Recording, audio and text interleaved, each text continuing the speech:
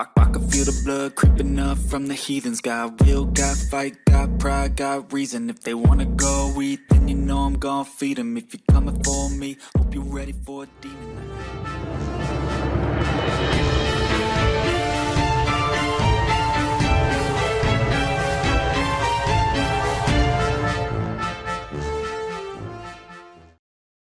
Assalamualaikum warahmatullahi wabarakatuh. Para sahabat pembelajar dan teman-teman mahasiswa, kali ini saya akan melanjutkan materi terkait dengan CSR, Corporate Social Responsibility, dengan topik ISO 26000 for CSR, atau dengan kata lain, hubungan antara ISO 26000 dengan CSR. ISO atau singkatan dari International Organization for Standardization 26000 diterbitkan pada tahun 2010 oleh Organisasi Internasional untuk Standarisasi. Standar ini menawarkan panduan tentang metode implementasi untuk berbagai jenis organisasi, apakah itu perusahaan, LSM, serikat pekerja, dan lain-lain. Dalam jangka panjang, semua aktivitas organisasi bergantung pada kesehatan ekosistem dunia untuk berkembang.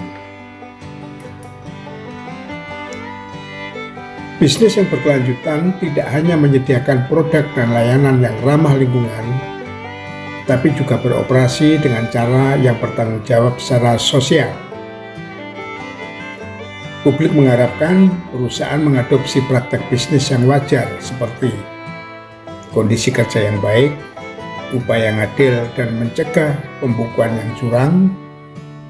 Oleh karena itu sangat penting untuk mengembangkan strategi tanggung jawab sosial yang terintegrasi.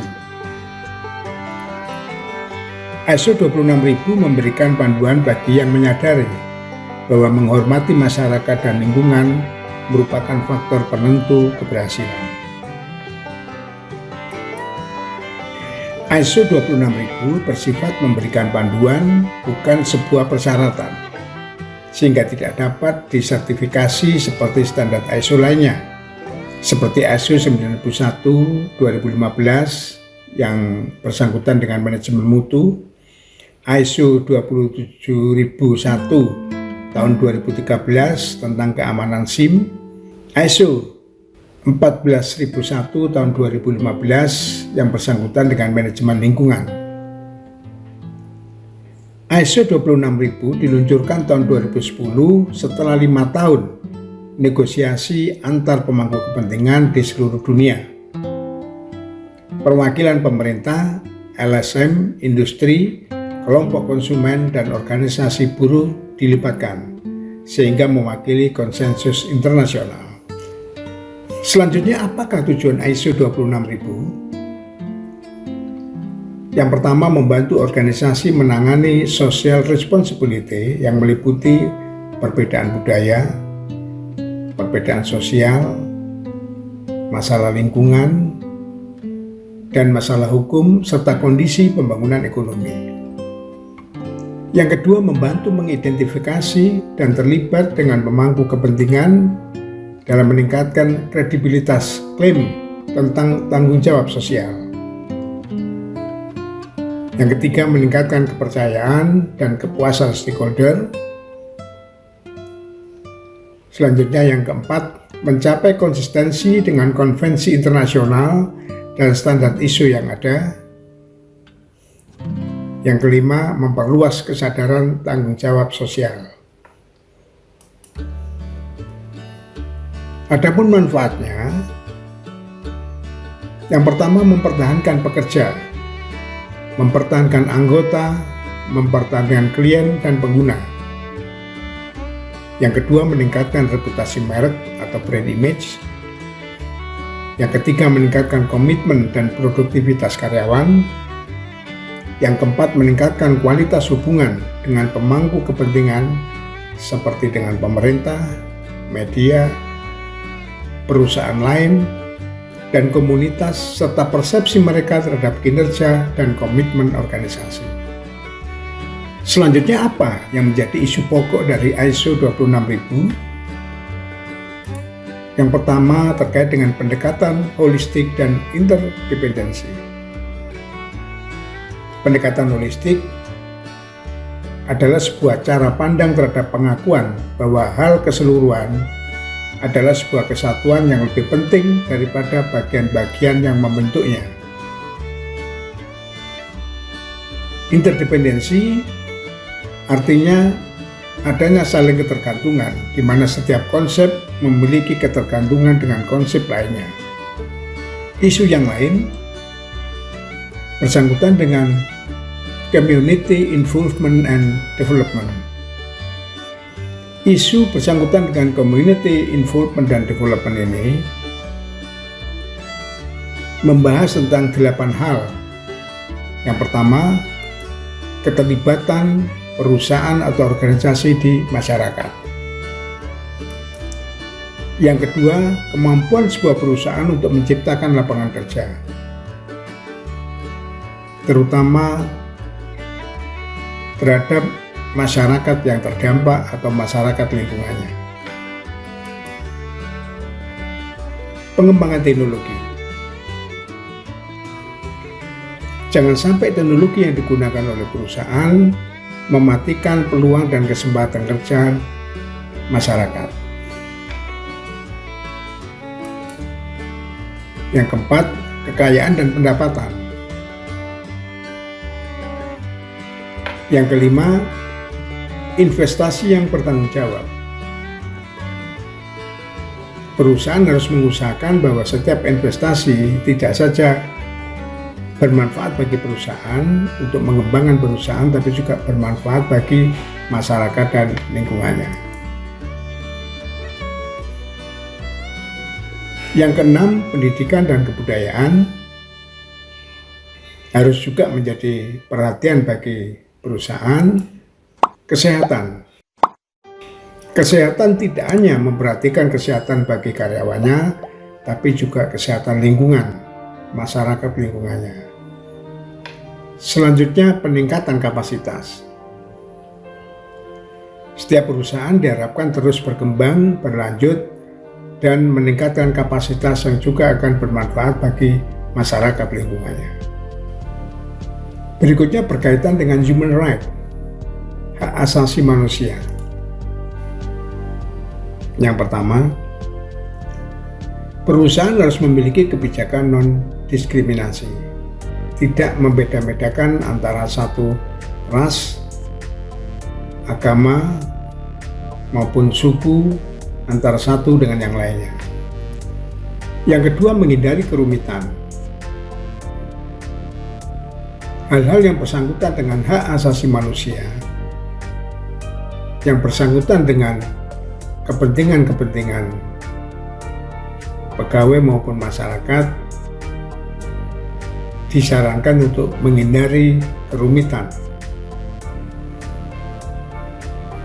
Hak sipil dan politik harus dihargai dan dijunjung tinggi.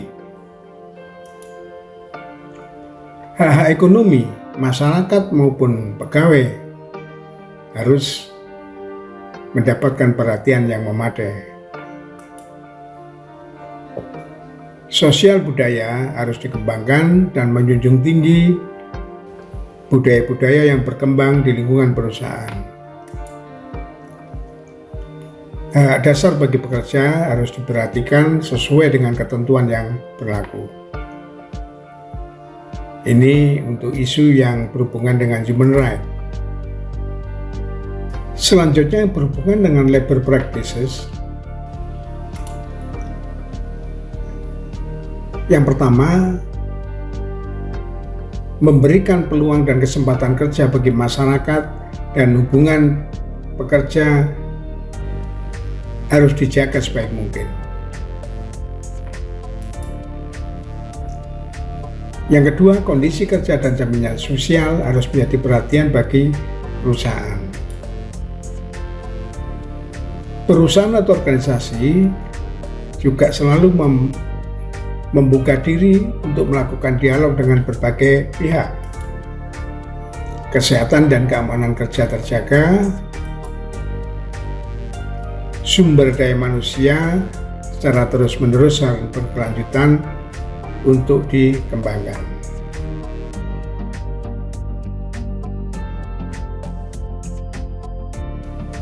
Hal-hal yang berhubungan dengan lingkungan atau the environment, yang pertama pencegahan polusi, yang kedua penggunaan sumber daya yang berkelanjutan, kemudian mitigasi dan adaptasi terhadap perubahan iklim. Ini harus menjadi perhatian bagi perusahaan. Perlindungan dan pemulihan lingkungan, terutama apabila investasi dilakukan pada satu lokasi di mana investasi dilakukan telah menyebabkan kerusakan di lingkungan, harus dijaga sebaik-baiknya. Fair operating practices.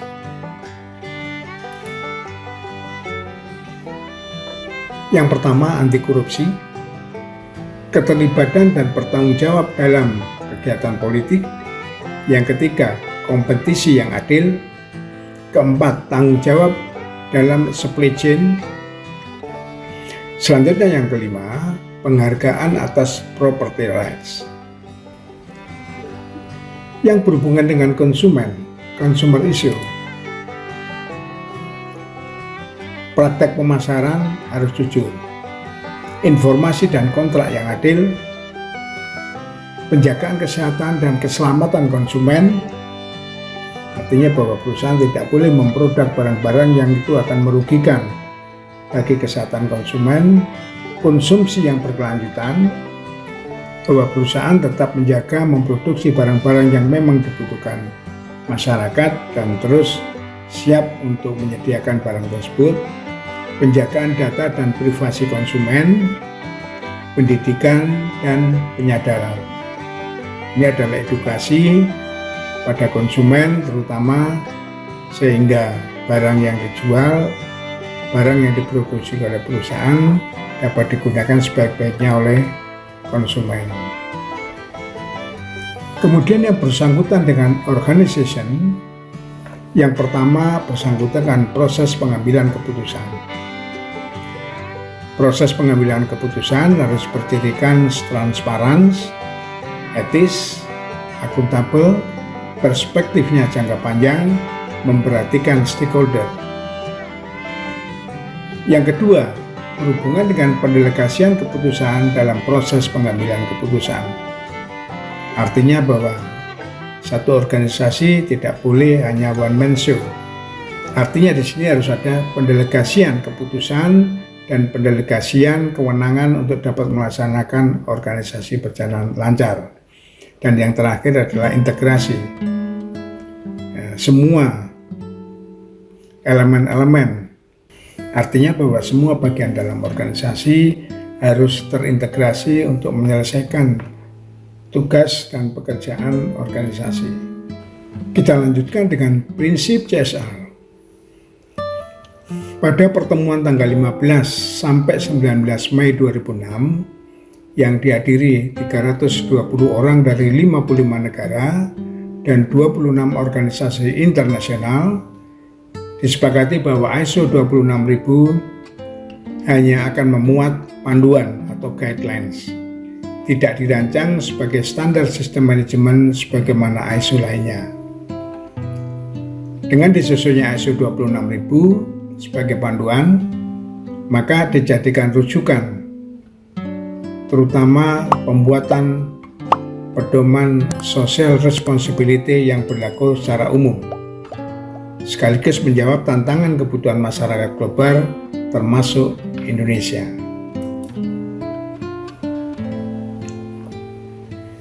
Prinsip-prinsip CSR yang dikembangkan, yang pertama adalah kepatuhan kepada hukum, yang kedua menghormati instrumen atau badan-badan internasional, yang ketiga menghormati stakeholder dan kepentingannya, akuntabilitas yang tinggi, adanya transparansi, perilaku yang beretika, melakukan tindakan pencegahan untuk hal-hal yang merusak lingkungan maupun mencegah hal-hal yang akan berpengaruh terhadap kondisi sosial masyarakat. Dan yang terakhir, menghormati hak asasi manusia. Implementasinya, sebagai salah satu dari 157 negara yang meratifikasi ISO 26000, Indonesia dapat menjadikan ISO 26000 ini sebagai acuan penerapan CSR. ISO 26000 sebagai pedoman oleh semua jenis organisasi, baik sektor swasta maupun pelayanan masyarakat, di negara maju maupun negara berkembang. Namun yang terpenting, 7 prinsip nilai yang terkandung di dalamnya harus diterjemahkan di lapangan secara kreatif dan kontekstual. Kreatif mengandung arti kata kunci keberhasilan program CSR tidak selalu bergantung pada jumlah dana, tetapi tergantung pada kreativitas pelaksanaan CSR yang bernilai tambah tinggi.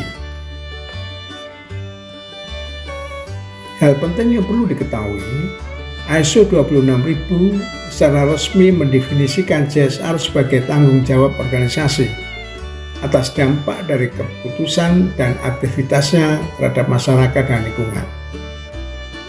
Melalui perilaku transparan dan etis, yang kedua konsisten dengan pembangunan berkelanjutan dan kesejahteraan masyarakat, memperhatikan kepentingan stakeholder, sesuai hukum yang berlaku dan konsisten dengan norma-norma internasional, terintegrasi di seluruh aktivitas organisasi.